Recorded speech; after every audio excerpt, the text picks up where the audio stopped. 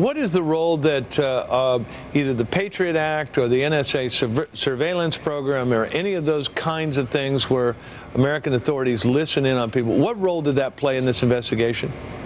Well, again, we want to be careful about how much we disclose at the initial stages of this investigation. We don't want to jeopardize a subsequent prosecution, not only in the UK, but perhaps here in the United States. And what I can say is that the President of the United States expects all of us working in government to utilize all the tools available to us under the Constitution and our laws to disrupt these kinds of attacks and to prosecute, to bring to justice people engaged in criminal activity against the United States. Mr. Attorney General, apparently the Brits did use sneak and peek as well as telephone taps.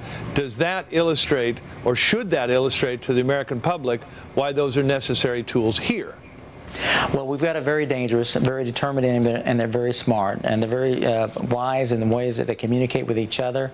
And I think we have a responsibility in government to ensure that we're taking advantage of changing technology ourselves. We shouldn't handicap ourselves.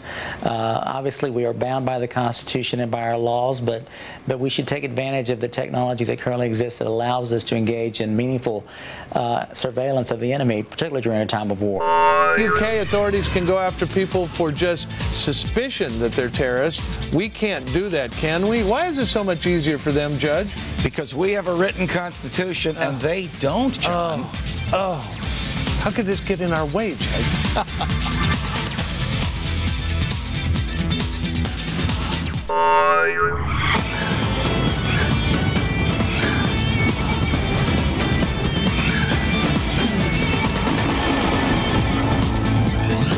Anti-terror laws in the UK were recently updated, just like in the U.S. We've extended the power for authorities to monitor suspected terrorists. They've made it easier to arrest and detain. Which is better? Let's ask Fox News senior judicial analyst Judge Andrew Napolitano, author of the best-selling book, The Constitution in Exile. So they have different techniques that they're allowed to do than we are? Yeah, they do. There's a couple of differences. In order to get a search warrant in this country, you have to go to a judge and present probable cause, a fair amount of evidence. In Great Britain, you go to a judge and present a lot less evidence. So judges in Great Britain, it's easier for them to issue search warrants. The British government in 2005 gave itself the power to detain British citizens under house arrest without trial, just on the basis of suspicion for 7 days. That can be renewed 3 times, so up to 28 days. It gave itself the power to detain foreigners for up to 90 days. Now, these are powers that the American government, under your favorite document, our Constitution, could never have. The British government also used surveillance techniques to monitor the conversations, to gather documents, and to know what these people were doing, which were not available in the U.S. until your and my favorite piece of legislation, the Patriot Act, came along. So the British government was very, very much on top of this, using the most modern laws available. They were able to sneak and peek.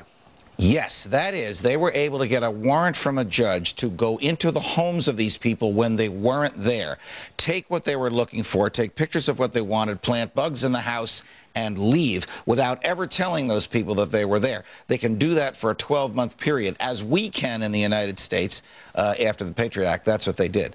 At the same time, here in the United States, the Attorney General a few minutes ago did not want to tell you what his press officer told all of us about an hour and a half ago, which is that the U.S. was monitoring international conversations between these people in England and the U.S. under the FISA law by going to judges on the FISA court and getting warrants to allow the monitoring. They could have done it under the NSA program as they did before, right? They could have, and actually I'm surprised and pleased that they followed FISA, and I don't know why they did, unless they were concerned about the lawfulness of any evidence that they obtained, whether or not it could be used against them. But we know there was a, quote, spike in the FISA requests in the past month. But that is because they knew who they were looking for. They weren't looking through numbers of conversations, people they didn't know. They had 24, 25, 30 suspects. They knew exactly who they wanted to listen to. Because they probably had somebody who flipped. They probably had somebody on the inside who was able to tell them basically everything that was going on. That made it a controlled and easy investigation. Judge, having said all this, doesn't this give you pause about arguments which would not allow Somehow I Mr. knew you were gonna Gonzalez go here. or Mr. Chertoff to listen in on people who ultimately are trying to figure out how to mix two liquids together in a lavatory and blow you up. Oh, I'm in favor, just like you are, of their listening in on those conversations, but the Constitution says get a warrant first. The Constitution, not Napolitano, the Constitution. Now, as the plane is burning and going down, are you going to say, I'm glad they didn't violate the Constitution? Then I'm going to say the rosary. Judge. All right. Judge Andrew Napolitano. Judge, thank you very much.